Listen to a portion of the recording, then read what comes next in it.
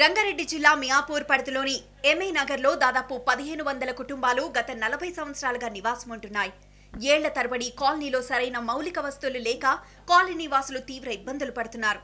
అస్తవ్యస్తమైన drainage వ్యవస్థపై స్థానిక నేతలకు అధికారులు ఎన్నిసార్లు ఫిర్యాదు చేసినా ఫలితం లేకుండా పోయిందని కాలనీ వాసులు ఆవేదన వ్యక్తం చేస్తున్నారు. 4 రోజులకు ఒకసారి అట్లా ఇస్తారు నీళ్ళు. చాలా బాధ అవుతుంది. మాకు కలుపుకుందామంటే డెన్స్ లాగా అట్లా మోరీలు గలీజ్గా దోమలు ఈగలు ఇండ్లకు చిన్నపిల్లలకు జ్వరాలు వస్తుంటాయి. ఇక మాకు ఇదే ప్రాబ్లమే. ఇది వేసి 5 ఏళ్ళు అట్లా అవుతున్నాయి, కలపలే, ఇంక లైన్ రాలేదు. డ్రైనేజ్ పనులు పూర్తి చేసి 5 సంవత్సరాలు గడుస్తున్నా ఇప్పటికీ కనెక్షన్ మాత్రం కలపలేదని ఆగ్రహం వ్యక్తం చేస్తున్నారు.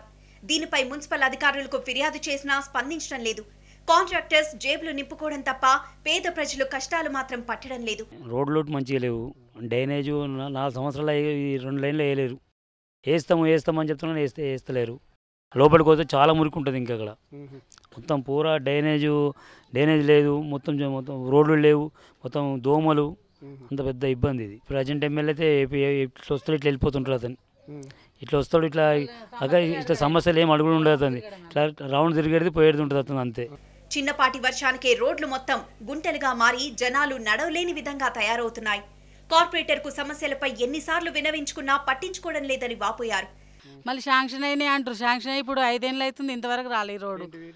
డ్రైనేజ్ లైను మళ్ళీ మోరీలు ఇవన్నీ చేపిస్తున్నాడు, ఏవి చేపియలేడు. అసలు ఎట్లా కనబడుతుంది? ఇంత గరీబ్ బలమని వేసుకున్న దానికి ఆ మోరీలు అవన్నీ చేయాలి కదా. చెత్తకుండి మొత్తం అంత ఇక్కడనే తెచ్చేస్తున్నారు. చిన్నపిల్లలు ఉన్నారు, ఊకే హాస్పిటల్ చుట్టే తిరగడం అవుతుంది.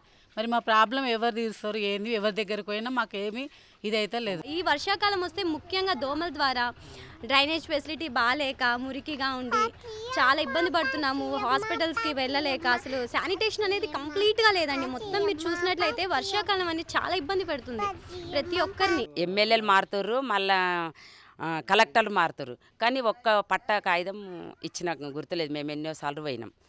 మరి ఎంతవరకు కరెక్ట్? ఈ 68 గజాల జాగకు మోరీలు లేవు, డేనిస్లు లేవు. 7వ లైను, 8వ లైను, 9వ లైను డేనిస్లు లేవు. డబల్ బెడ్రూమ్ మంజూరు చేయాలి, ఉన్నటికి పట్టాలు ఇవ్వమని మాకు. కాలనీలో ఇళ్ల పట్టాల గురించి రెవెన్యూ అధికారులు చుట్టూ తిరిగినా ఎలాంటి ప్రయోజనం లేకుండా పోయిందన్నారు. నేతలు ఓట్ల కోసమే తప్ప సమస్యలపై ఏనాడు స్పందించడం లేదన్నారు.